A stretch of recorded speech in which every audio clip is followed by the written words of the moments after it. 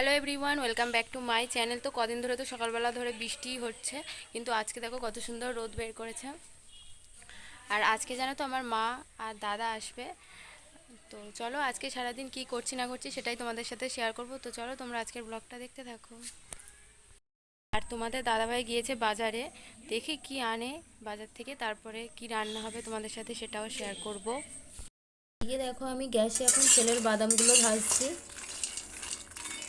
কারণ ওর বাদামগুলো শেষ হওয়ার প্রায় আরও অল্প আছে, তাই জন্যে ভেজে নিচ্ছি এখন।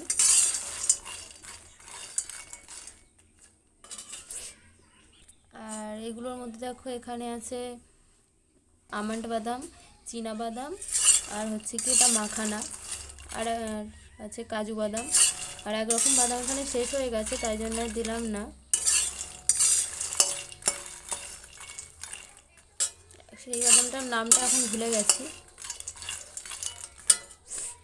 আর এদিকে দেখো এই পাখিটা না রোজ আমাদের বাড়িতে আসে, আর এই পাখিটা মনে হয় না কারুর পোষা, কারণ পাড়ে না সোনার একটা কি পড়ানো আছে। আর আজকে যেহেতু একাদশী ছিল, তাই এখানে পনিরের তরকারি হবে, ফুলকপি, তারপরে বরবটি, গাজর, আলু এই সব দিয়ে একটা পনিরের তরকারি হবে। আর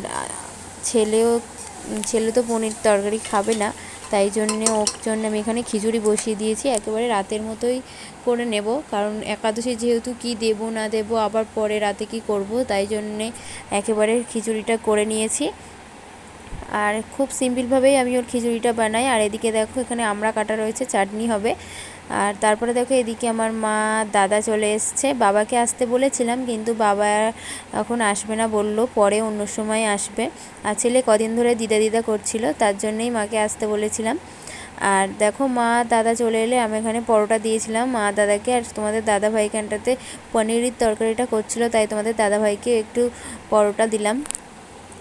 আর তারপরে দেখো এখানে পনিরের তরকারি হয়ে গেছে তারপরে আমরা এখানে ধনেপাতা ছড়িয়ে দিয়েছি। আর তরকারিটা দেখো কতটা সুন্দর লাগছে, কালারটা কিন্তু দারুণ এসছে। বলো তোমাদের কার কার পনির খেতে ভালো লাগে আমাকে কমেন্টে জানিও। আর সাথে ছিল বেগুনে আর কুমড়োর চপ। তারপর বিকেলবেলা দেখো ছেলে বাইকের উপর কেমন নাচছে।